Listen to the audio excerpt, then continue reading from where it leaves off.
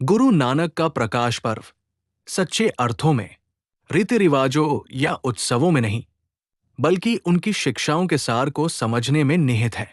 गुरु नानक की बाणी समझाती है कि गुरु की कृपा से ही व्यक्ति अपने सच्चे स्वयं को जान पाता है।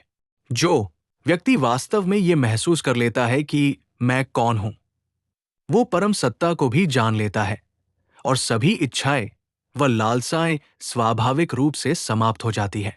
जो लोग संतों का संग करते हैं और भगवान की स्तुति गाते हैं, वे सभी कष्टों से मुक्त होकर घूमते हैं।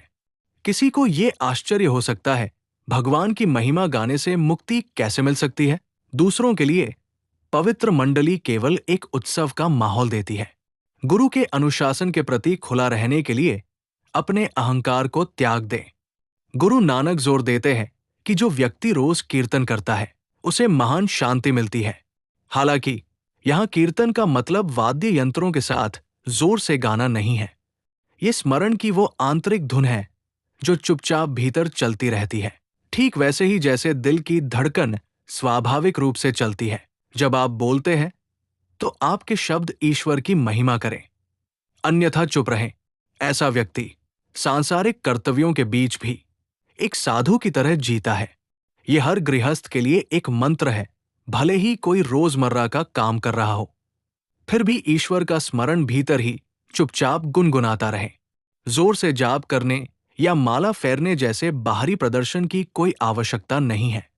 सच्चा कीर्तन आंतरिक रूप से स्मरण और जागरूकता के रूप में होता है। ठीक वैसे ही जैसे मन कभी कभी किसी गीत की धुन के साथ नीचे के स्वरों में भटक जाता है, वैसे ही ईश्वर का उत्साहपूर्ण स्मरण हमेशा मौजूद रहता है। परम सत्ता अनंत है, असीम है और सर्वव्यापी है। वो सदा निवास करता है, उसे महसूस करो। वो अक्षय है जिसका मन दिव्य में लीन है।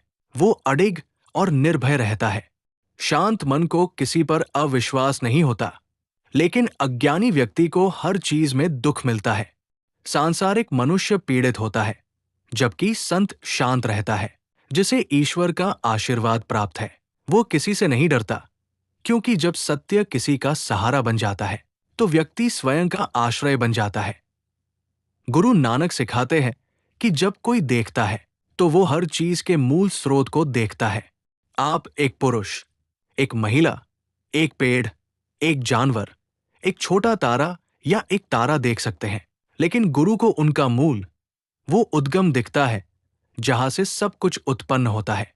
पूरा ब्रह्मांड उसी परम सत्य से निकला है और एक दिन उसी में विलीन हो जाएगा। गुरु नानक महसूस करते हैं कि हर श्रद्धा, परम सत्ता दोनों ही सूक्ष्म और स्थूल, अनदेखी और देखी जाने वाली, निराकार और साकार है। आनंद केवल ज्ञान में है, इसलिए ज्ञान की तलाश करो और आनंद में जियो। आपका जीवन खुशी, भक्ति और दिव्य ज्ञान के संगीत से भरा रहे, क्योंकि दयालु गुरु ने मानवता पर असीम कृपा बरसाई है। गुरु पर्व के पवित्र अवसर पर गुरु नानक की शिक्षाओं पर वास्तव में विचार करना और उन्हें जीवन में उतारना ही सच्चा उत्सव है।